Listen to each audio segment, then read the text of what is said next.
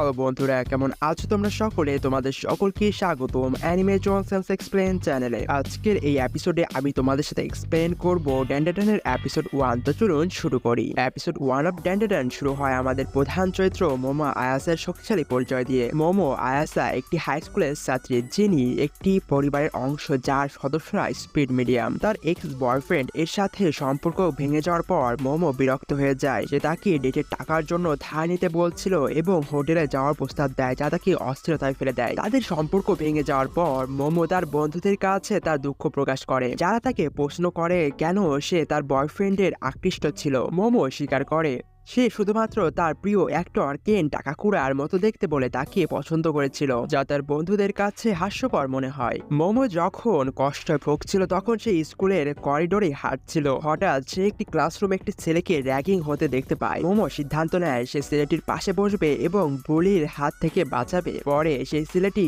যাকে মোমো অকারণ বলে ডাকবে, তার সাথে আলাপ করতে আসে, যেখানে সে এলিয়েন্স এবং ইউএফও নিয়ে কথা বলছে। তার এই ইউজলেস চ্যাটিং মোমোকে আরো বিরক্ত করে। তবে মোমো তার ফিলিংস আহত করার জন্য দুঃখিত হয় এবং তার বিশ্বাস প্রকাশ করে যে সে এলিয়েন নয়, গোস্ট বিশ্বাস করে। ওকারুন মোমোর কথা শুনে হাসতে থাকে এবং বলে এটা অবিশ্বাস মাত্র। এরপরেই তারা একটি হেডেড ডিবেট শুরু করে, কাকে সত্যি প্রমাণ করা যাবে, ইউএফওস নাকি গোস্ট। রাতের বেলা মোমো নিকা হসপিটালে যায়, যা ইউএফও দেখার জন্য অনেক বিখ্যাত, এবং ওকারুন একটি টানেলের দিকে যায় যেখানে বিশ্বাস করা হয় এলিয়েন থাকবে। তারা ফোনে কথা বলতে থাকে এবং মোমো তার অতীত সম্পর্কে জানায়, যেখানে সে তার দাদিকে তার অতীতের কষ্টের জন্য দোষী মনে করেছিল। তবে এক সময় সে বুঝতে পারে যে তার দাদি স্পিড মিডিয়াম হওয়ার ক্ষমতায় সত্যি মূল্যবান এবং তার ঘৃণা মূল কারণ ছিল অন্য কিছু। এদিকে ওকারুন টার্বোগ্রামি নামে একটি গোস্ট দ্বারা আক্রান্ত হয়, যেটি খুবই অদ্ভুত এবং ভয়াবহ দাবি করে। ওকারুন ভয় পেয়ে পালাতে থাকে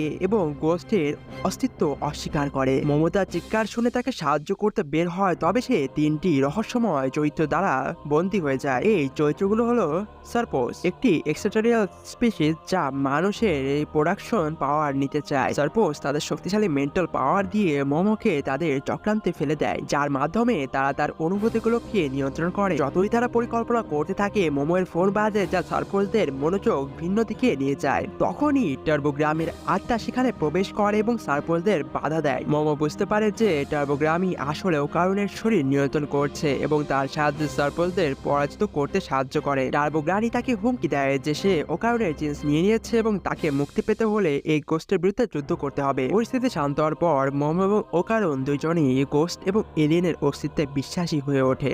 ওকারুন টার্বোগ্রানির সাথে একা লড়াই করার জন্য প্রস্তুত হয়, কিন্তু মোমো তাকে সাহায্য করার জন্য আগ্রহী। কিছু সময় পর ওকারুন তার আচরণের জন্য ক্ষমা চেয়ে মোমোর সাহায্য গ্রহণ করে এবং সে তার নাম প্রকাশ করে যে তার নাম কেন টাকাকুরা। এটি শুনে মোমো স্তব্ধ হয়ে যায়, কারণ এটা তার প্রাক্তন প্রেমিকেরও নাম ছিল কেন টাকাকুরা। মোমো একদমই অবাক হয়ে যায় এবং তার সামনে যা আসবে তা মোকাবেলা করার জন্য প্রস্তুত হয়ে যায়। এইটুকু ছিল এপিসোড 1 এর এক্সপ্লেনেশন, এবং অবশ্যই এপিসোড 2 তে কি হবে সেটা দেখার জন্য একটা সাবস্ক্রাইব করে দিবেন, লাইক করে দেবেন ভিডিওতে, এবং অবশ্যই কমেন্ট করতে ভুলবেন না আপনার অ্যানিমে সম্পর্কে এক্সপ্লেন ভিডিও দেখতে চান। এবং thank you so much for watching. Take care, good bye.